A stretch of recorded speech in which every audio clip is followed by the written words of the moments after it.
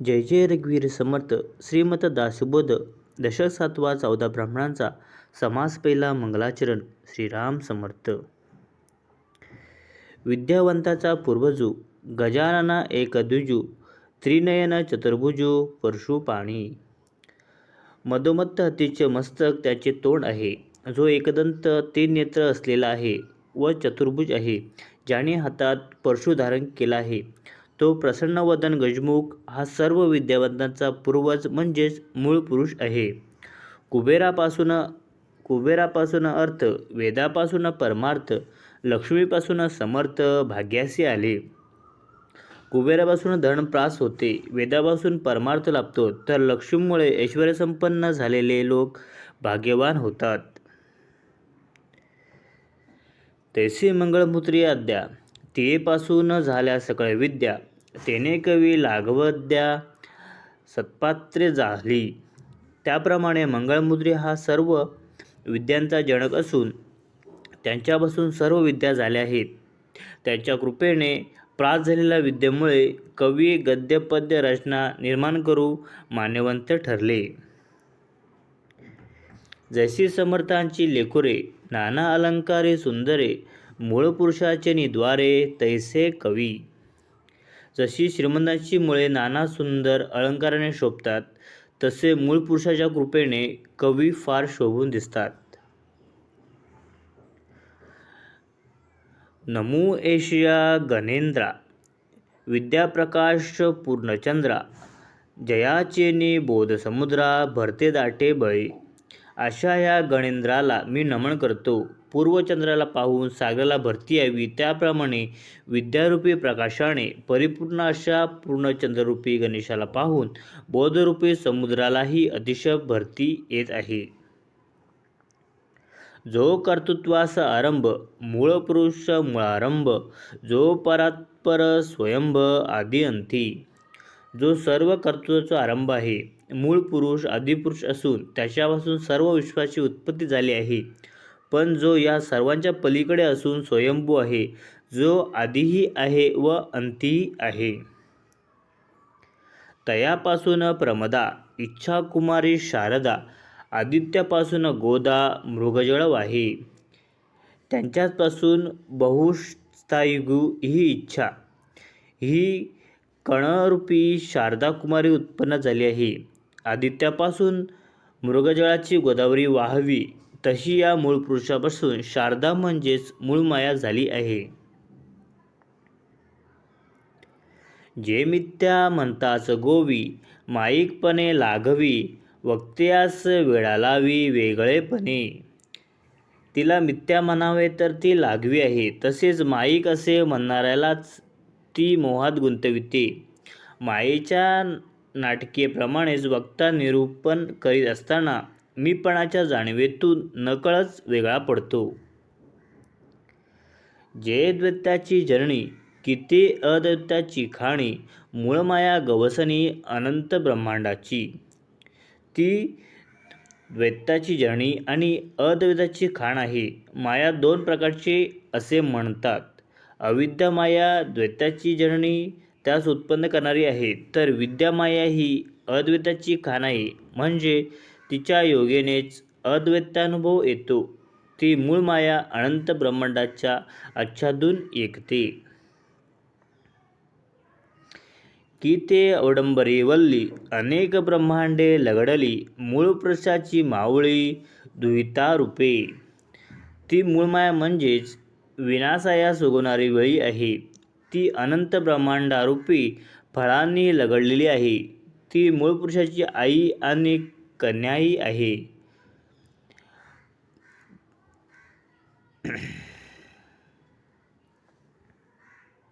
वंदू असी वेदमाता, आदिपुरुषाची जे सत्ता, आता आठवीन समर्था सद्गुरुशी. अशी जी वेदमाता आहे आणि आदिपुरुषाची जी सत्ता आहे, तिला मी वंदन करतो. आता यानंतर मी समर्थ अशा सद्गुरूंचे स्मरण करतो. जयाचेनी कृपादृष्टी, उभयानंदाची वृष्टी, तेने गुणे सर्वसृष्टी आनंदमय. त्यांच्या कृपादृष्टीने आनंदाची वृष्टी होते. एवढेच नव्हे तर त्या सुखाने व वृष्टीस आनंदमय बनते, की तो आनंदाचा जनक, साह्यमुक्तीचा नायक, कैवल्यदायक अनाथ बंधू. सद्गुरू हे आनंदाचे जनक आहे, साह्यमुक्तीचे नायक आहे. साह्यमुक्तीचे त्यांना वरले असते. ते अनाथांचे बंधू आहेत, आश्रयदाते असतात, कैवल्यपदाची प्राप्ती करून देतात. मुमुक्षाचा स्वर करुणा पाहिजे अंबर, ओळे कृपेचा जलधर साधकांवरी. मुमुक्ष हे जणू चातक पक्षी असतात आणि ते सुस्वराने सद्गुरूरूपी जलधाराने त्याची कृपादृष्टी करावी म्हणून आळणी करीत असतात.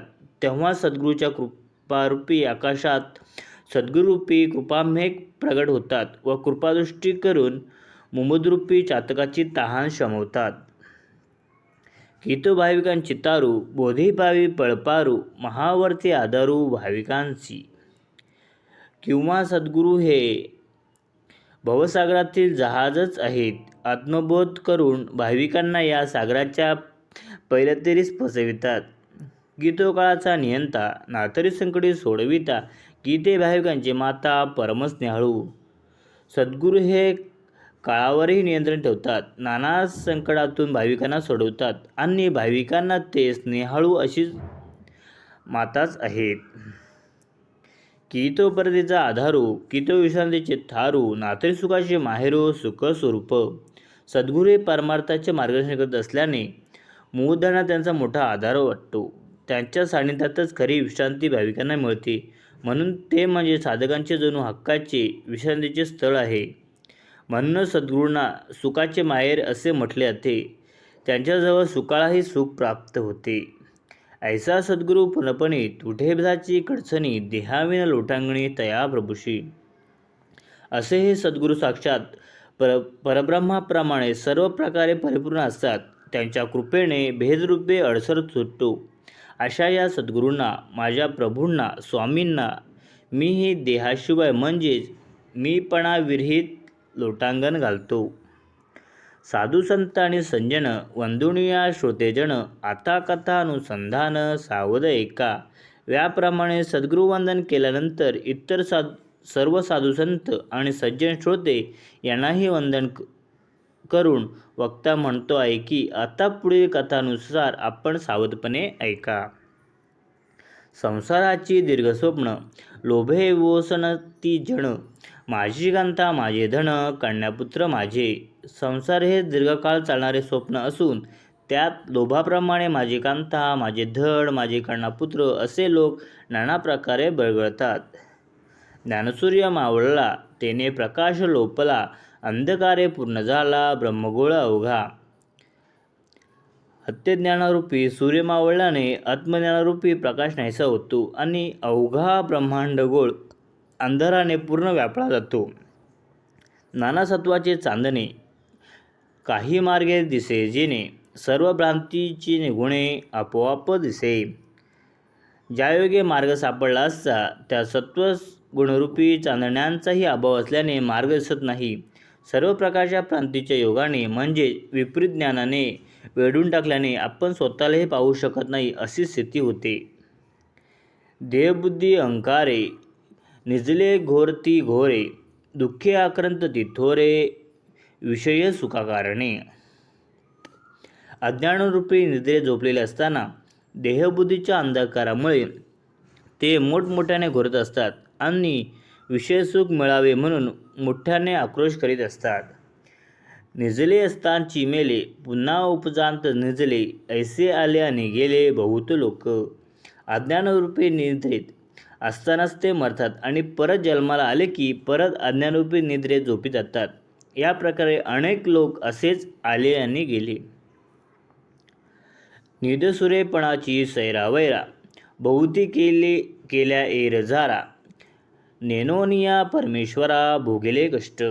अज्ञानरूपी निद्रेच्या भराने असंख्य जीव स्वैरपणे जन्ममृत्यूच्या एरझारा करीत राहतात. परमेश्वराला न जाणल्याने त्यांना खूप कष्ट सोसावे लागतात. त्या कष्टाचे निरसन व्हावया पाहिजे आत्मज्ञान, म्हणून हे निरूपण अध्यात्मग्रंथी. हे कष्ट भोगावे लागू नये म्हणून आत्मज्ञान घेणे अत्यंत आवश्यक आहे. त्यासाठी ते ज्ञान करून घेण्यासाठी करून देण्यासाठीच अध्यात्मग्रंथाची सुरुवात आवश्यकता असते. सकळ विद्यामध्ये सार अध्यात्मविद्येचे विचार दशमाध्यायी षाडधर भगवद्गीते बोलिला. जगातील सर्व विद्यामध्ये अध्यात्मविद्या ही श्रेष्ठ आहे असे श्रीमद भगवद्गीतेचे 10व्या अध्यायात भगवान श्रीकृष्णाने म्हटले आहे. अध्यात्मविद्या विद्यांचा वाद प्रवक्ता महत श्लोक अर्थ सर्व विद्यामध्ये अध्यात्मविद्या ती मीच होय, प्रवक्त्याचा वाद तोही मीच होय असे भगवान श्रीकृष्ण म्हणतात. या कारणे अद्वैत ग्रंथ अध्यात्मविद्येचा परमार्थ पावावया तेची समर्थ तो सर्वांगी श्रोता. या कारणानेच अध्यात्मविद्येचा परमार्थ ज्यात प्रतिपादन केलेला असतो ते अद्वैत ग्रंथ श्रवण जो श्रोता जीवाचे कान करून घेतो, सर्व लक्ष श्रवणात एकाग्र करून ऐकतो, तोच त्यातील अर्थ ग्रहण करू शकतो. जयांचे चंचल हृदय तेने ग्रंथ सोडूची नये, सोडिता लभ्य होय अर्थ येतीचा. ज्याला चंचल हृदयामध्ये असे श्रवण घडत नाही, त्यांनीही काही झाले तरी ग्रंथ एकदा वाचून अथवा श्रवण करून सोडून देऊ नये. वारंवार वाचून अथवा श्रवण करून मनन करावे. जर असे केले नाही तर त्या आत्मग्रंथाच्या वाचनाने अथवा श्रवणाने अलभ्य लाभ होतो तो होणार नाही, हे अलभ्यच राहील. जयास जोडला परमार्थ तेने पहावा हा ग्रंथ, अर्थ शोधिता परमार्थ निश्चयोबाने. ज्याला परमार्थाची खरोखर तळमळ असेल, मनापासून आवड असेल, त्याने हा आत्मग्रंथ जरूर वाचावा. वारंवार वाचून अर्थासंबंधी शोध घेऊन लागल्यावर परमार्थ निश्चयाने त्याच्या अंगी बाणेल. जयास नाही परमार्थ तयास न कळे येतीचा अर्थ, नेत्रे वेन निधान स्वार्थ अंधास न कळे. ज्या माणसाला परमार्थाची आवड नाही त्याला या ग्रंथाचे अर्थ कळणार नाही. आंधळ्या माणसाला डोळ्याच्या अभावी द्रव्यसाठा दिसत नाही. एक म्हणते मराठी काय, हे तो भल्याने ऐकू नये, ती मूर्खे नेळती सोय अर्थत्वाची. कोणी एक म्हणतात की मराठीत काही अर्थ नाही, चांगल्या माणसाने मराठीत आत्मग्रंथाचे ऐकू नये असे म्हणणारी माणसे मूर्ख असतात. ग्रंथातील शब्दाचा अन्वयार्थ लावून त्यातील सार ग्रहण करण्याची त्यांची कुवत नसते. लोहांची मांदूस केली, नाना रत्ने साठविली, ती अभ्यास त्यागेली लोखंड म्हणून. लोखंडाची पेटी केली आणि त्यात नाना रसांचा साठा केला आणि अभागी माणसाने ती पेटी लोखंडाची म्हणून त्याचा त्याग करावा. तशी भाषा प्राकृत अर्थवेदा निष्ठांत नेणून त्यागिता भ्रांत मनबुद्धीस्तव.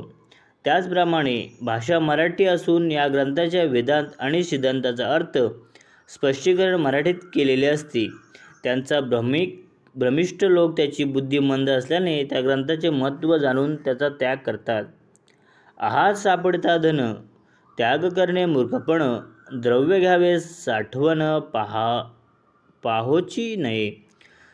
सहजगत्या काही श्रम न करता जर द्रव्य सापडले तर त्याचा त्याग करणे हा मूर्खपणा आहे. द्रव्य कशात साठवले आहे याचा विचार न करता द्रव्य घ्यावे. परीस देखिला अंगणी मार्गी सापडा चिंतामणी, अव्हा वेळ महागुणी कृपामध्ये. समजा परीस अंगणात सापडला, वाटेने जात असताना वाटेवर चिंतामणी पडलेला दिसला आणि अत्यंत श्रेष्ठ उजव्या बाजूने वाढणारी वेळ घराच्या विहिरीत आढळून आली तर परीस चिंतामणी किंवा कल्पनाच्या अयोग्य ठिकाणी आढळली म्हणून त्याचा त्याग शहाण्या माणसाने करू नये. तैसे प्राकृती अद्वैत सगुण आणि सप्रचित अध्यात्म लागे अकस्मात तरी करी अवश्य घ्यावे. त्याचप्रमाणे मराठीत जर सोप्या शब्दात अनुभवसिद्ध असे अद्वैत तत्त्वज्ञान प्राप्त होत असेल तर अचानक लाभणारे त्या आत्मज्ञानास लाभ जरूर घ्यावा. न करता उत्पत्तीचा श्रम सकळ शास्त्रार्थ होय सुगम, सत्सम मार्गाचे वर्म तेहे ऐसे. विद्याप्राप्तीसाठी सद्गुरूची जगही श्रम करावे लागते. केवळ सत्य मार्गामुळे सर्व शास्त्रज्ञ सुगम होतो. सत्समार्गामध्येच हेच वर्म रहस्य आहे. जे उत्पत्ती न कळे ते सत्संग कळे, सकळ शास्त्राचं आकळे अनुभवासी. जो शास्त्रार्थ विद्येने कळत नाही, जो सर्व शास्त्रार्थ सत्समार्गामुळे स्वानुभव येऊन कळतो. म्हणून काय सत्समार्ग तेथे नले इत्युक्ती श्रम, जन्मसार्थकाचे वर्म वेगळेचे असे. म्हणून शास्त्रार्थ कळण्यास विद्याप्राप्तीसाठी करावे लागतात त्याची श्रम आवश्यकता नाही. जर सत्समाची आवश्यकता आहे, त्याजोगे मनुष्याचे सार्थक हे वर्म वेगळेच आहे.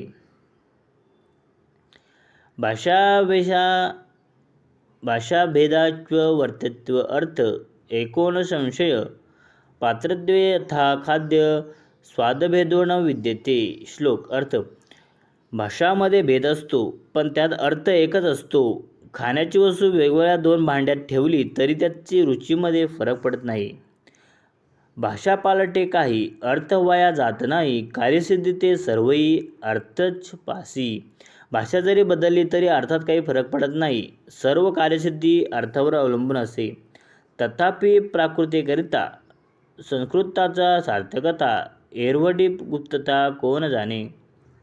तथापि खरी गोष्ट आहे की अध्यात्मग्रंथ प्राकृतात झाल्यामुळे संस्कृतमध्ये ग्रंथाची थोरवी लोकांना कळून येत नाही. नाहीतर संस्कृत ग्रंथात जे गुप्त अर्थ भरलेला आहे त्याला कोण जाणू शकेल असते. आता असं हे बोलणे, भाषा त्यागून अर्थ घेणे, उत्तम घेऊन त्याग करणे, साली टरफळांचा. आता हे बोलणे पुरे झाले. उत्तम सारभाग ग्रहण करून साली टरफांचा त्याग करावा. त्याचप्रमाणे भाषा कुठलीही का असेना, तिचा विचार न करता त्यातील अर्थावर लक्ष केंद्रित करावे, त्याचे ग्रहण करावे. अर्थसार भाषा पोंचट, अभिमाने करवी खटपट, नाना अहंतेने वाट रोधिली मोक्षाची. अध्यात्मग्रंथातले अर्थ हे सार आहे, त्याचे खरे महत्त्व आहे. भाषा पोचट आहे म्हणजे भाषेला महत्त्व नाही, पण लोक भाषाभिमान बाळगून व्यर्थच वाद घालीत बसतात. त्या नाना प्रकारच्या अर्थमुळे ते स्वतःच्या मोक्षाच्या मार्गात अडथळे उत्पन्न करत असतात. शोध घेता लक्षांचा तेथे आधी वंशाच कैचा, अगाध महिमा भगवंताचा कळला पाहिजे. वंशाच म्हणजे शब्द म्हणजे लक्षांश म्हणजे अर्थ. ज्यावेळी माणूस अर्थाचा शोध घेऊ लागतो तेव्हा शब्द मागे पडतो, अर्थावर लक्ष केंद्रित करावे लागते. पण भगवंताचा महिमा तर इतका आगाध आहे की तो शब्द व अर्थ यांच्या पलीकडे गेल्याशिवाय जाणता येत नाही, हे आपल्याला कळायला हवे.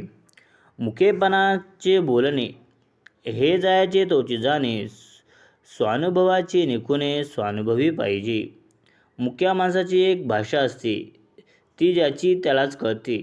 म्हणजे दुसऱ्या मुक्याला कळले किंवा ती भाषा जो जाणतो असेल त्यालाच ती कळते. त्याचप्रमाणे स्वानुभवाच्या खुणा हे स्वानुभवातूनच जाणू शकतो.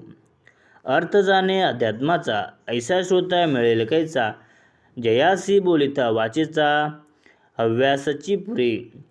श्री समर्थ म्हणतात की ज्याला अध्यात्माचा अर्थ कळतो असा श्रोता भेवा असे वाटत असते, तसा श्रोत्याला भेटतो की वक्त्याला बोलण्यास हौस वाटते. पर्श्यावंता पुढे रत्नस ठेविता होय समाधान, तैसे ज्ञानी पुढे ज्ञान बोलावे वाटते. रत्नपारखी मनुष्य असेल तर त्याच्यापुढे रत्न ठेवताना समाधान वाटते, कारण त्याचे ते मूल्य बरोबर जाणतो. त्याचप्रमाणे ब्रह्मनिष्ठ आत्मज्ञानी व्यक्तीपुढे ज्ञानाच्या गोष्टी बोलायलाशा वाटतात. मायाजाळे दूषित होय ते निरूपणे कामानये, संसारिका कळिकाय अर्थ येतीचा. मायाचे जाळे सापडल्याने ज्याचे चित्त चंचल झालेले असते त्याला अध्यात्माचे निरूपण योग्य पडत नाही. जो संसारिक आहे त्याला आध्यात्मिक ग्रंथाचा अर्थ कसा कळणार. व्यावसायिकमता बुद्धिरेक करुनंदन, बहुशाखा झुंचांच बुद्धियो अव्यवसनी नाम. श्लोक अर्थ आहे, हे करुणानंदना, स्वरूपानिश्चय करणारी बुद्धी एकच असते. ज्या लोकांच्या बुद्धीला अनेक फाटे फुटलेले असतात त्यांना स्वरूप निश्चित करता येत नाही. व्यवसायी जो मळीन त्यासी न कळे निरूपण, येथे पाहिजे सावधपण अतिश एसी. जो अनेक धंदे करणारा असतो त्याचे अंतःकरण शुद्ध झालेले नसते. जो त्याला अध्यात्म निरूपातील अर्थ ग्रहण करता येत नाही, तो अर्थ कळण्यास अत्यंत सावधानता, चित्ताची एकाग्रता यांची आवश्यकता असते.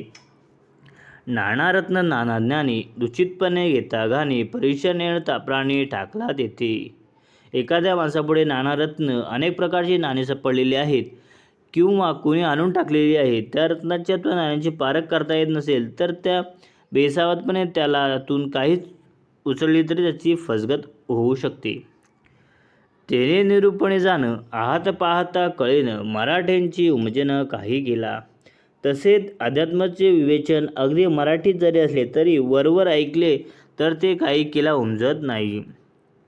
जेथे निरूपणाचे बल आणि अनुभवाची ओल, ते संस्कृतापरी सखोल अध्यात्म श्रवण. जे अध्यात्म निरूपण वक्त्याच्या अनुभवाच्या बोकेयुक्त असते ते जरी प्राकृत्यात असले तरी संस्कृतरूपे अधिक सखोल असते. माया ब्रह्म ओळखावे तयास अध्यात्म म्हणावे, तरी ते मायेचे जाणावे स्वरूप आधी.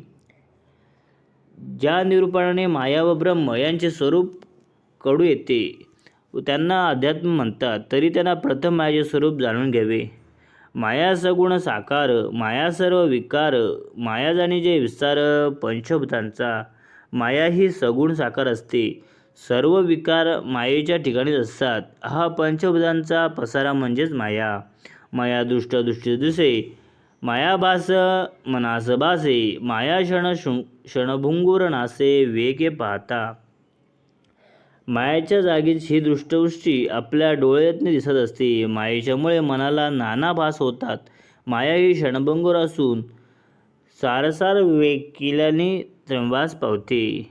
माया अनेक विश्वरूप, माया विष्णूचे स्वरूप, मायेची सीमा अमूप, भुलजे तितुके थोडी. अनेक ब्रह्मांडे, हे सर्व विश्व हे मायेचे स्वरूप आहे. माया हे विष्णूचे स्वरूप आहे. म्हणजे निर्गुण ब्रह्म मायेचे सगुण साकार बनते. मायेची सीमा असत असते, अनिवार्य आहे. तिच्याबद्दल जितके बोलू तेवढे थोडेच आहे. माया बहुरूप बहुरंग, माया ईश्वराचा संग, माया पाहता अभंग अखिल वाटे. माया बहुरूपाप्रमाणे वेगवेगळी सोंग घेते. ते बहुरंगी म्हणजेच बहुतरंगीची आहे. ईश्वराच्या ठिकाणीच मायेचे अस्तित्व असते, कारण मायेशिवाय सगुण निराकार साकार प्रकट शकत नाही. प्रथम दर्शनी असे वाक्य आहे की ते अखिल अभंग आहे. माया सृष्टीची रचना, माया आपली कल्पना, माया तोडी तुटेना ज्ञाने विन. मायेमुळे सृष्टीची रचना झाली आणि कल्पना हे मायेचेच रूप आहे. मात्र आत्मज्ञान झाल्याखेरीज अष्ट उपायांची ती नष्ट होत नाही. ऐसी माया निरूपिली, स्वल्पसंख्येती बोलले, पुढे वृत्ती सावध केली पाहिजे श्रुती. याप्रमाणे अगदी थोडक्यात केवळ संकेतात मायेचे वर्णन केले आहे. आता श्रोत्यांनी चित्तवृत्ती अत्यंत सावध करणे आवश्यक आहे. पुढे ब्रह्मनिरूपण, निरूपिले ब्रह्मज्ञान, तेने तुटे मायाभान एकसरे. कारण आता पुढील समासात परब्रह्माचे निरूपण करून ज्या ब्रह्मज्ञानाच्या योगे मायेचे भान पूर्णपणे तुटते, नष्ट होते, त्या ब्रह्मज्ञानाचे स्वरूप सांगितले जाईल असे समर्थ म्हणतात. ओम हरिओम तत्सम. श्री दासबोधे गुरुशांत संवादे सप्तदर्शन नमजन नाम समास पेला. जय जय रघुवीर समर्थ.